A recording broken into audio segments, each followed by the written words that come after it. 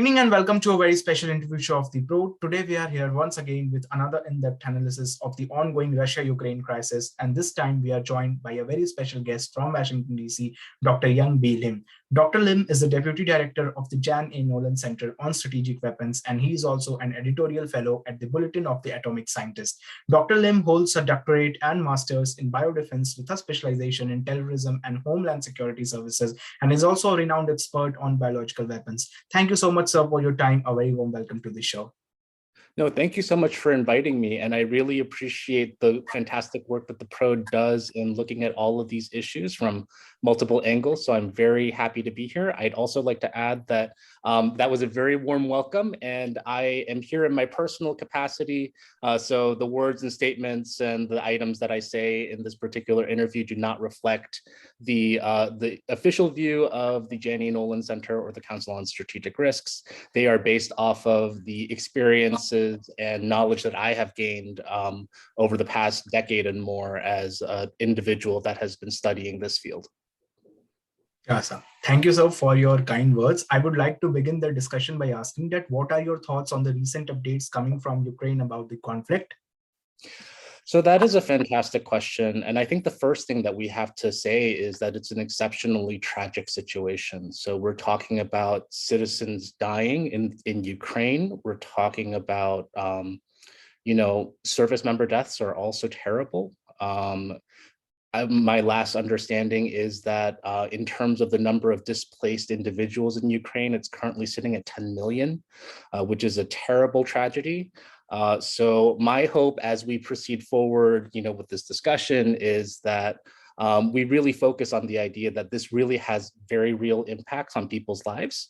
And so, we're kind of building a discussion around that. And I think that, there are a couple of other elements to highlight this particular week or in recent weeks. So this is the 6th week of this terrible conflict. And there have been some negotiations and discussions over the past week. So Kiev and Moscow met in Turkey and did not arrive at a particular, positive conclusion. There wasn't some sort of consensus reached, but that is promising that there is some diplomatic play happening at the moment, as well as most recently as well. I think in the past week, NATO member states convened in Brussels to have a discussion on the Ukraine-Russia situation. So, those are the kinds of things that I'm thinking about and kind of keeping an eye on as we progress forward in discussing the Ukraine situation. So what, according to you, are some of the major reasons that you see for why the US and other countries have decided not to send their military to help Ukraine? Because again, it's a very big situation and the West has not sent its military to help Ukraine at all. Yeah, so, I took a look through some of your past interviews and I saw that you had interviewed a professor, Barnat Karnad, who had discussed one of the reasons why the West was not getting involved in this particular conflict was because they were afraid of poking the Russian bear. I think was a phrase that he used several times. And I think that there is a grain of truth to that. I would like to elaborate a little bit further by noting that the United States and Russia comprised together have 90% of the world's nuclear weapons, which is a very interesting fact when you think about it. And I think also those were built during a time when there was a lot of emphasis placed on a concept of nuclear deterrence. So the idea that if I have nuclear weapons, and if an adversary has nuclear weapons, then they are not likely to use nuclear weapons against me. And this may extend into other areas as well, because we would mutually destroy each other. So that's the concept of mutually assured destruction, which is a terrible idea. I would like to see this globe and this world continue to shine its light and, for its citizens to be able to live in peace. So the interesting thing I think that's happening here, and I'm not a nuclear expert, so I have a very basic understanding. So my understanding of this particular phenomenon is that the West is not getting as involved in terms of a direct military conflict because there is a very real chance that rapid escalation could occur if US and NATO members get involved in a conflict in Ukraine directly against Russia. So I think this goes to the idea here that I think Professor Carnad was correct in that the West does not want to poke the Russian bear. But I think it wasn't just out of a sense of fear. It's out of a sense of a desire to preserve the world's integrity, in the sense of making sure that nuclear weapons do not go flying all over the place and destroying the entire world. And so that is very much a consideration, I think, for the US, the UK, France, NATO member states, as they go forward and think about trying to find ways to engage in Ukraine without directly engaging Russia, because unfortunately, direct engagements are really are a very serious concern. Yeah, And indeed.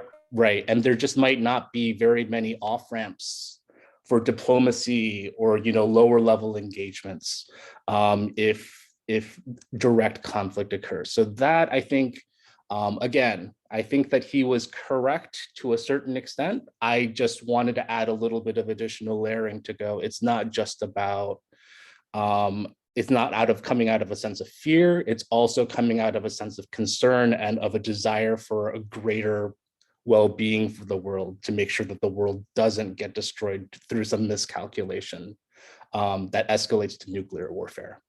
Yeah, since countries have not sent their military to Ukraine, but they have imposed many sanctions. So coming to the sanctions, in recent weeks, countries have been increasing sanctions on Russia. So what are some of the outcomes that are hoped for from the use of such sanctions, and how effective do you think these sanctions are?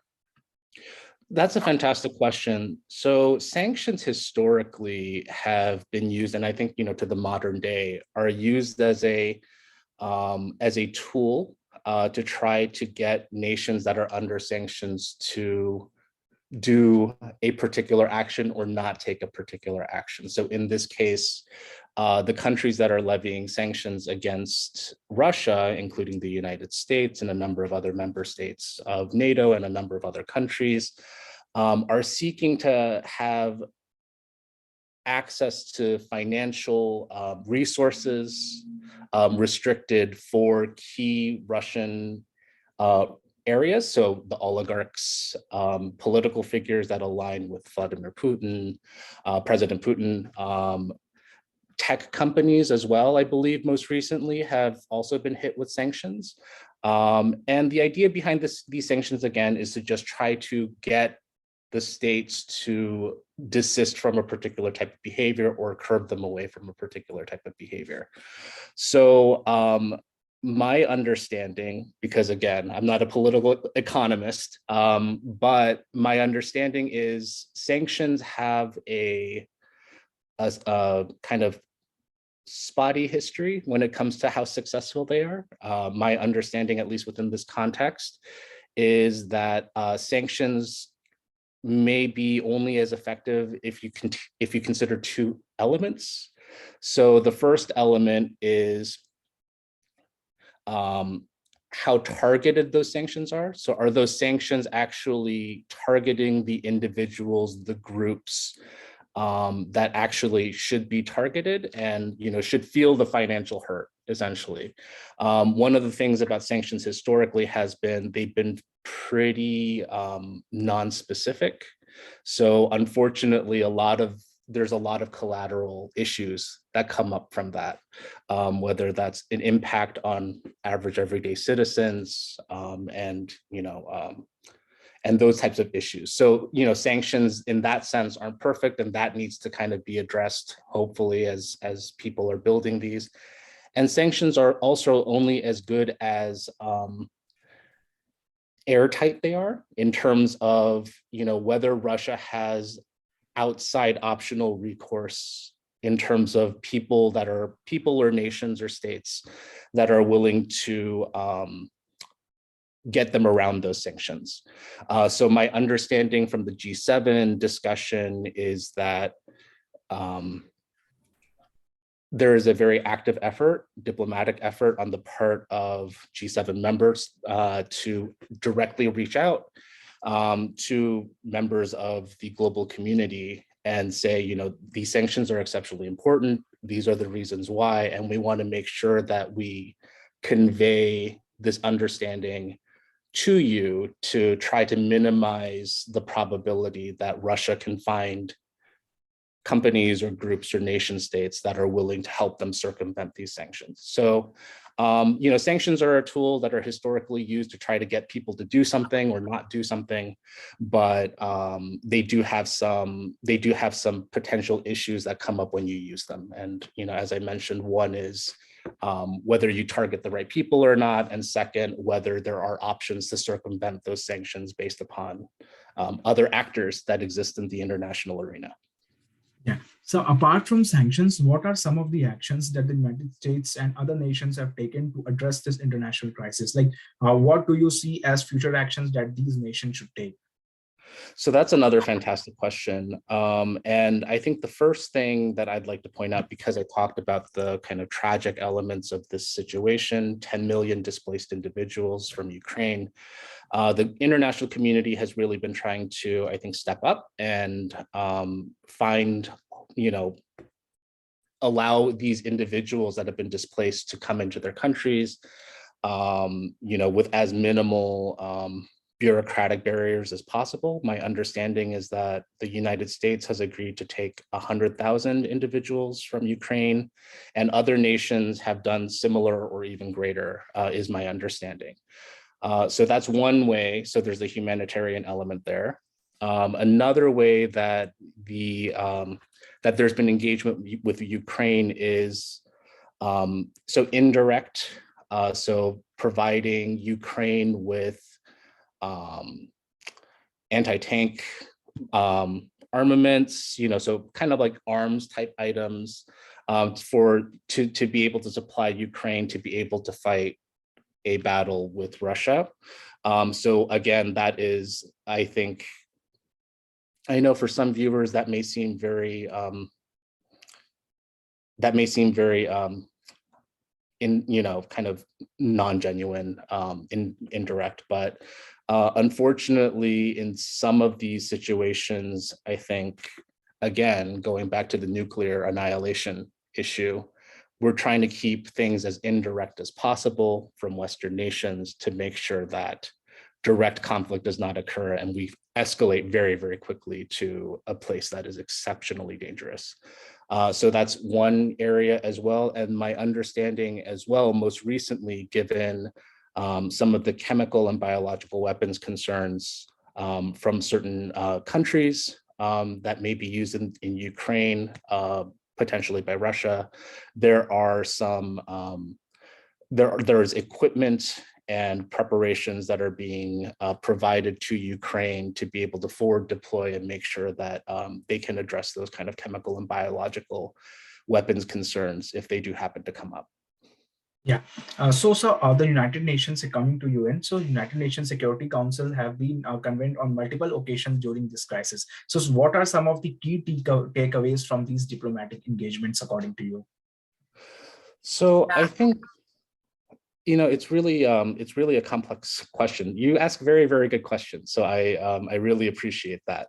The United Nations Security Council has been operating in a way that I think to outside viewers, it can be very frustrating to watch because often there seems to be a pattern right now where there are discussions that seem to be happening that seem to be going really nowhere. What I really want to emphasize here is that diplomacy is something that takes time and that takes work, and engagement and conversations, even if it's talking past each other, is certainly much better than groups deciding to leave and no longer have that avenue for communication, even if it's kind of problematic communication. So I think that the United Nations is doing a very good job of making sure that at least some conversation is happening. One of the major concerns, of course, recently, particularly from the US and other nations' perspectives, has been noting that the Russian representative has been bringing up a series of allegations concerning the development of biological weapons in Ukraine in partnership with the United States, which is something that they have done historically for many, many years in different fora. And I think particularly there were two UN Security Council meetings that were back to back, I think, Yeah. week to week in March, because we're in April now, where essentially every delegation that came after Russia in response to their allegations were very clear and firm in noting that not only are these allegations false, these are the exact same allegations that have been coming up consistently. Especially in the second one, they said there was nothing new. From a number of delegations, they said there was nothing new that had come from the Russian, delegation, and that nothing had changed. So again, to kind of roll all of that up, clearly the United Nations Security Council is, I think, playing an important role in at least trying to make sure conversations continue to happen and world perspectives are taken into account. There is a little bit of an issue right now, given the Russian invasion of Ukraine and the way that these kind of disinformation campaigns are being spouted at this particular venue.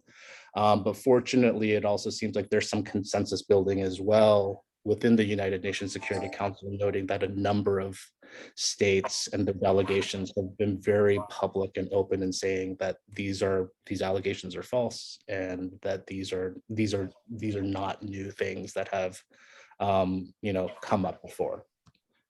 Yeah, so there is a very significant discussion and concern around the world that Russia could possibly use chemical weapons in Ukraine. What are your thoughts on this, and how can the international community work together to neutralize such hazardous threats? How do you say this?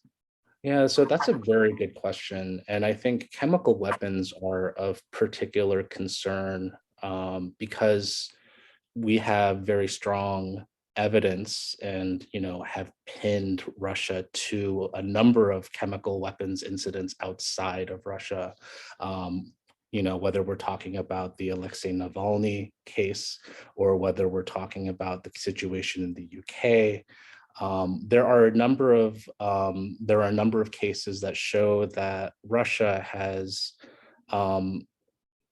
really broken a taboo in the use of chemical weapons. And so given that particular history, there is a very significant concern on the part of, I think the security community and, Western nations, the United States and a number of other nations that are trying to assist in Ukraine, that these types of chemical weapons may become an option. And it does not even necessarily have to be, fourth generation nerve agents that like Novichok's or, sarin gas, or any number of these things, like kind of more complex chemical weapons. They could also even be taking over chemical facilities in Ukraine. So there had been concerns given how Russia has taken over, a nuclear facility for nuclear power. And there was the discussion about the concern about military action being taken against these against Ukrainian bio research labs. So they destroyed their own samples because that is the responsible thing to do.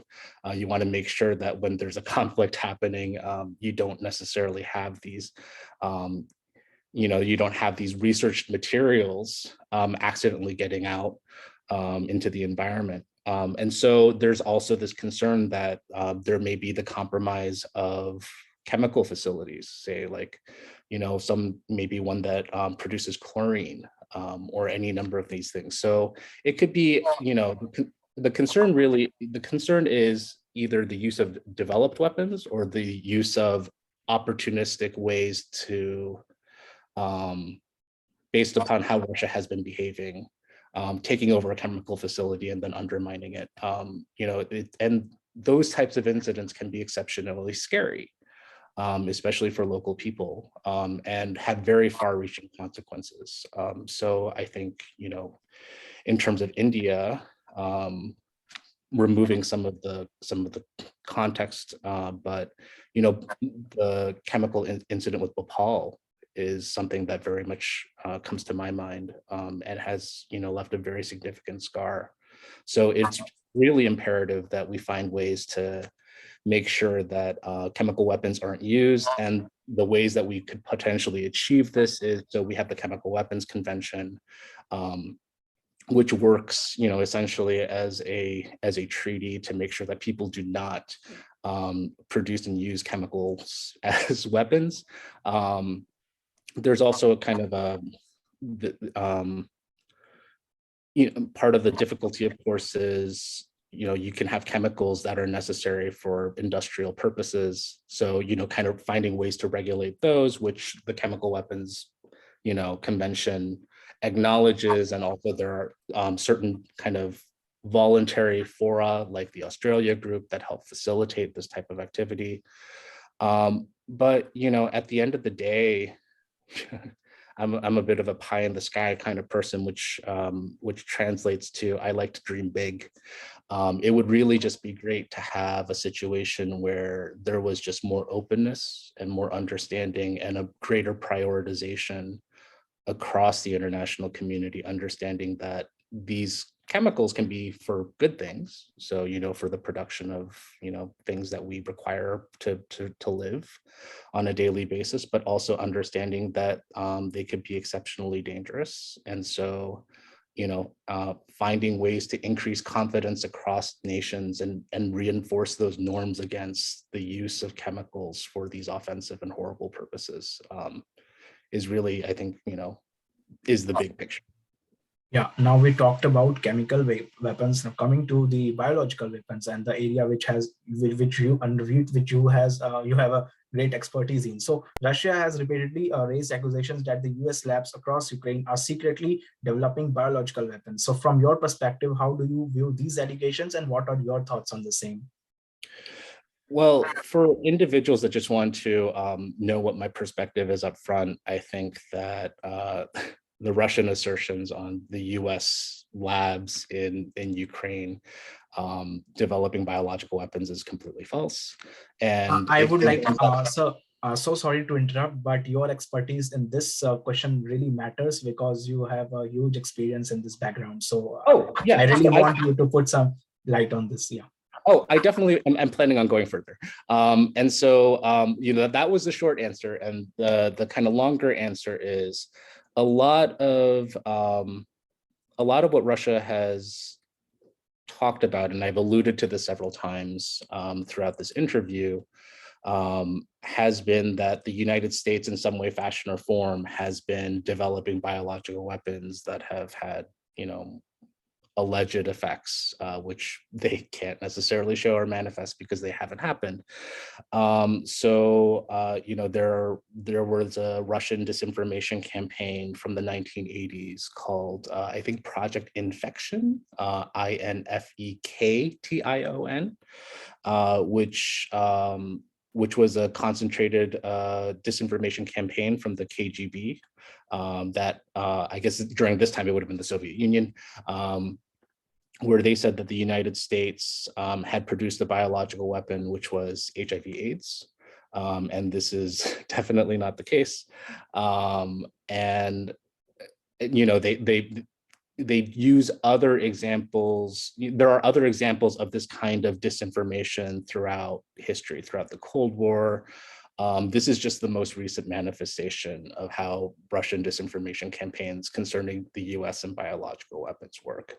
So just to give a little bit more context for people that might be viewing this, in terms of the types of assertions and the programs that they're specifically targeting, the Russians are targeting, there was a program that was developed following the collapse of the Soviet Union in 1991, and it was called the Cooperative Threat Reduction Program. And that was a program that was really trying to grapple with this very huge problem of the Soviet Union has collapsed. We have these Soviet Union satellite states that no longer have that affiliation, which have nuclear weapons, chemical materials, biological materials for chem and bioweapons programs. And we need to do something about that. We have to find a way to make sure that we keep the world safe from these types of things. And not only that, all of the scientists that worked on this are now just kind of free agents.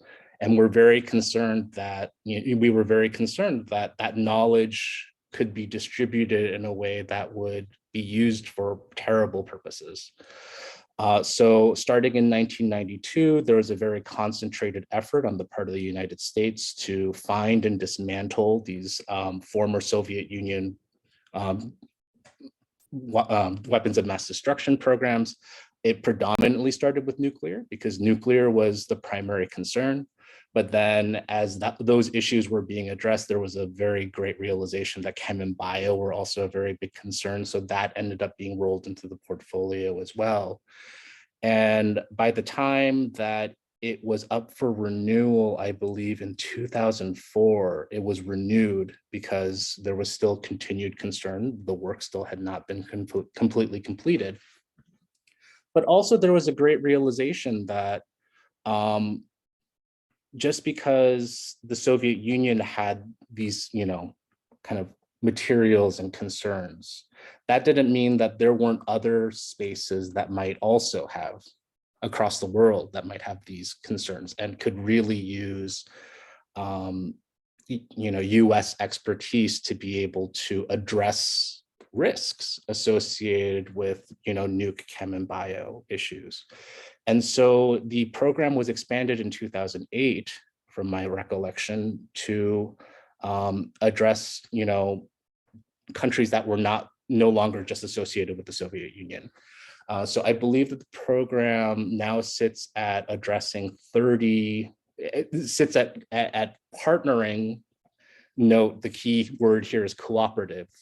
Partnering with 30 or 30 some odd nation states, countries, and working to address particular issues that they might have in relations to, nuke, chem, or bio threats. Particularly bio threats is what I'm more familiar with. There's a program associated with cooperative threat reduction that specifically deals with biological issues, called the Biological Threat Reduction Program. So initially that one was also purely about addressing biological weapons threats, but it has progressed actually in a way that it's not just about making sure that biological materials are kept in a secure fashion with partner countries who own the labs, but it also is about making sure that people that are there have access to technology and equipment and can use it safely. Because, especially when we're talking about a world where, we're living in a pandemic and, there are potentially unknown natural pathogens out there that may potentially jump to humans because of greater ecological degradation. So more interactions between like wildlife and people and those types of situations. And so, BTRP really does, they have expert consultations, trainings for countries, partner countries that are interested in finding ways to enhance their disease surveillance, making sure that they're able to handle these potentially, potentially dangerous, but we have to know about it for public health purposes, pathogens, and learn how to handle them learn how to handle them safely. And so that's really what BTRP is about. That was what was the deal with BTRP when it came to its interactions with Ukraine, starting in 2005.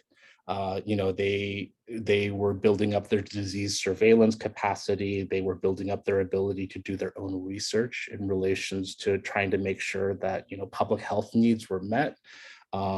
disease surveillance was top notch, because the earlier and faster you detect a disease, the less likely it will be able to spread and impact a greater number of people, which is exceptionally important, as we can see from the pandemic.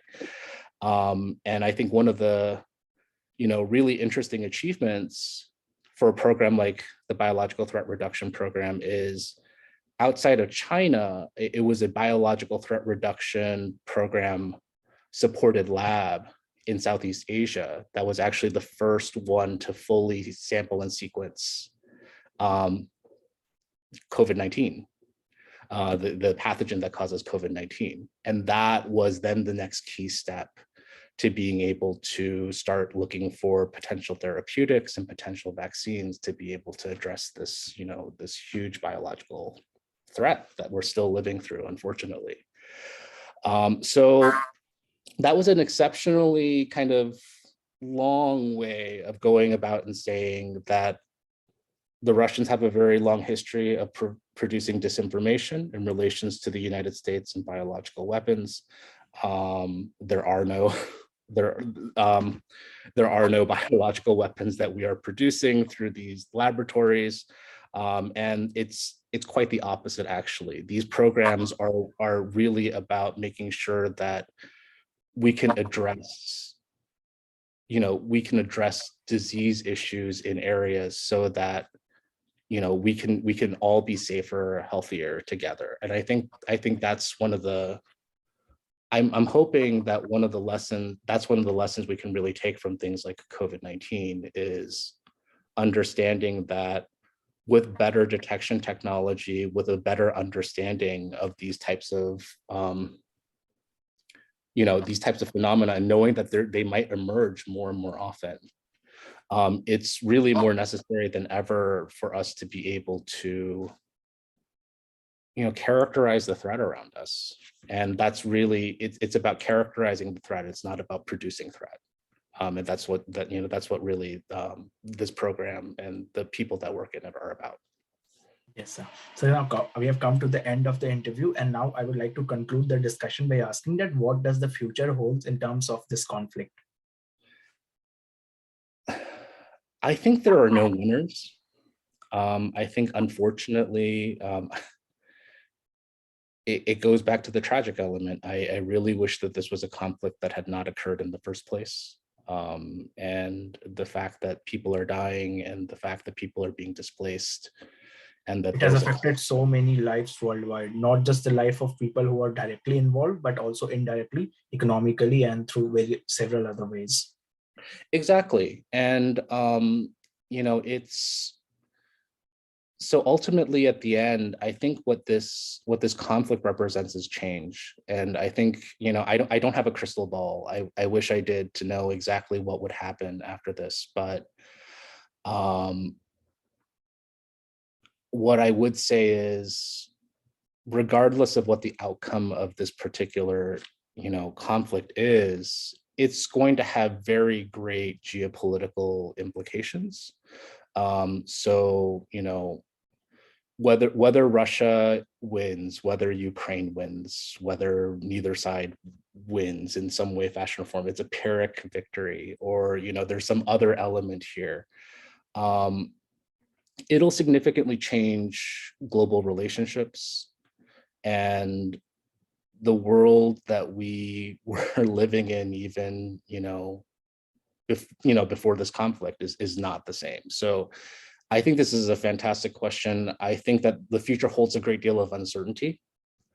And I think that that's very concerning, especially since there's so many things that we have to address around the globe. Some of the things that I think about are, climate change issues.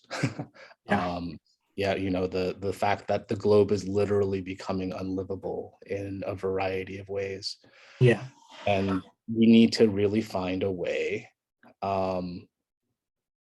to connect, build a common frame of reference, and talk about what are the next steps for dealing with these literal existential issues. And unfortunately, unless things significantly change, we're in a very problematic place. So that was a very long way of saying the future is very uncertain, and there are lots of, we have no shortage of problems.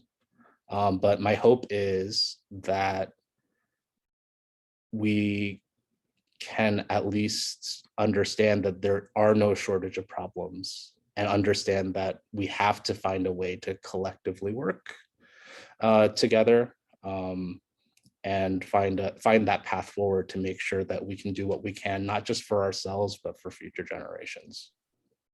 And I really hope the conflict comes to an end and there should be a peace talk as soon as possible. Not just a peace talk, but a ceasefire as soon as possible. On this note, I want to end this interview. Thank you so much, sir, for your time. And thank you so much for sharing your kind thoughts with us. It was really insightful. Thank you once again. No, thank you so much. It was my pleasure. Thank you so much, sir.